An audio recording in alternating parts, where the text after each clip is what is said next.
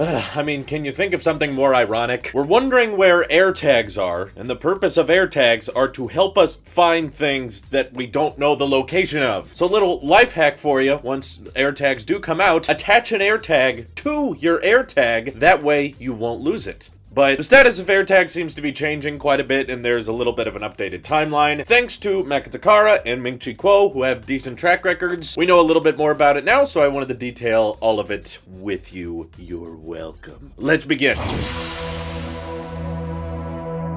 So I got some good news, and I've got some bad news, and the good news is not actually that good. So lower expectations, people. But let's go ahead and just start with the flat-out bad news, which is that AirTags likely aren't going to be coming out for a while. We got some leaks of them within iOS 13 code, even before the latest iPhones came out. So that led a lot of people to believe that AirTags must be dropping at the iPhone event, and of course they didn't. So we just assumed there would be an October event later, right? That was the natural assumption. October event didn't happen. We just got a couple website refreshes, and none of them were about AirTags, so all of us just assumed, well, AirTags must be coming out at a March event, but we still don't even know if a March event is really happening. But the latest report from Kuo is suggesting that AirTags production of this new wearable, kinda? I guess it's kind of a wearable. You can wear it if you want, but you're wearing it on other things like your bag, your bike, or your car, or whatever you want to put this on. Production for this thing is not going to be starting until the second half of 2020. So why did we get so many sneak peeks of it within iOS 13 code so far in advance? I think there's a good possibility that Apple's been working on this thing for a while, and they want to make sure everything about it is just right, and they didn't want another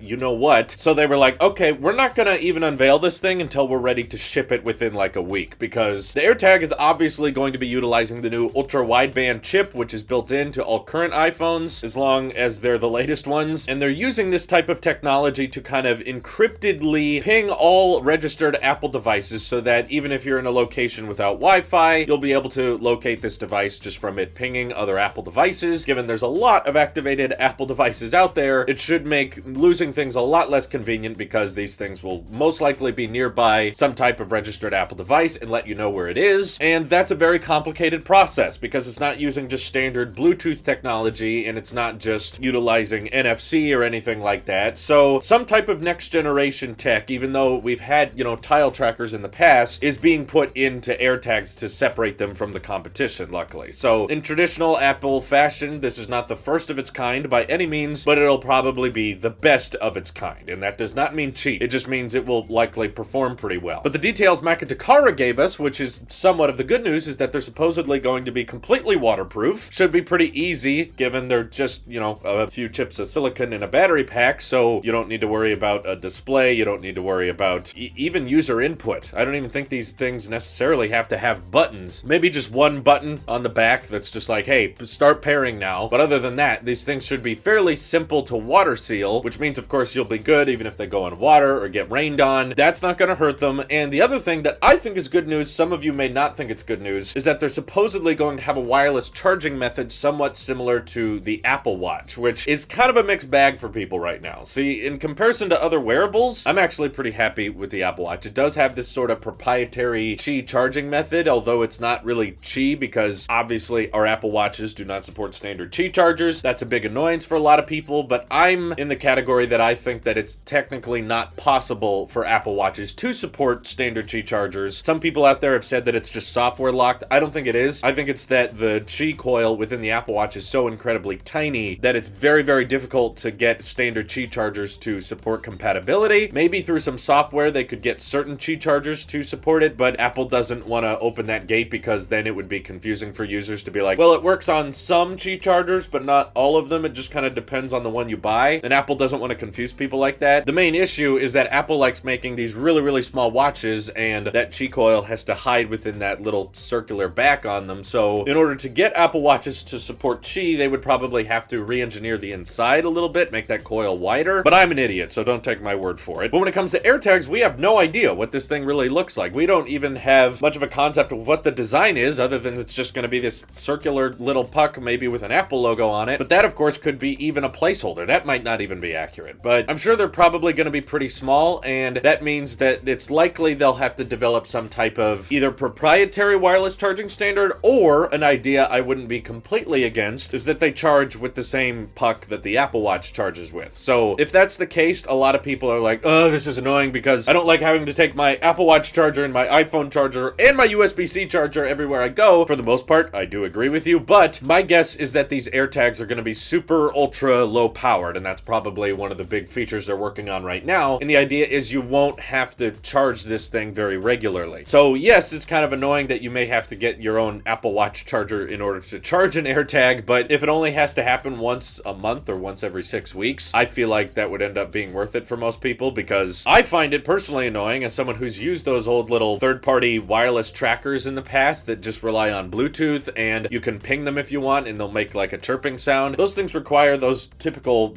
actual watch batteries that you have to change out, and I don't want to go buy new ones. I don't want to have to replace the batteries in my AirTag all the time, which a few months back there was some reports claiming that AirTags were going to have replaceable batteries, though maybe that was just a prototype. I'm not a fan of that. I would much rather have an awkward charging method occasionally than putting me out of my way to go out to the store and buy new batteries for an accessory. So it's kind of like my opinion on the Magic Mouse too, that has a very stupid charging method, but I only have to do it every 6 weeks. Kind of stupid, I agree, but it's much easier to end the day by plugging in my mouse than it is to be like, oh, that's right, I gotta go to the store and pick up some more AA's. So I don't want to have to replace my battery in the Apple tracker. If they let me charge it just with Lightning or USB-C or wireless would be best, given these things are probably going to be small. They're not going to have a huge battery pack. It means that wireless charging them isn't really going to take very long. Probably just drop it on either the Apple Watch charger, or who knows, maybe if these things are larger, they can support Qi. The AirPods can do it. They're pretty small. You just drop it on the charger once a month and you're good. Then you can leave it on your backpack, your bike, or your briefcase or whatever, and you're done. I'm liking the sound of that. I just hate the fact that it's going to take a while before they actually come out with this thing, but it is kind of, in a way, the next generation wearable. This is a type of Apple product they've never built before, and it's probably going to tackle an issue that a lot of people have, which is losing stuff. I just hope they can embed this ultra-wideband chip into things like AirPods so that those become much easier to locate in the future. So, very simple product, but may make a huge difference for people. What do you guys think of AirTags? What do you think of these reports? Feel free to let me know on Twitter or join my Discord, and we can bicker more about the iPhone names there. This is your Apple Sheep here. I'll see you in the next one.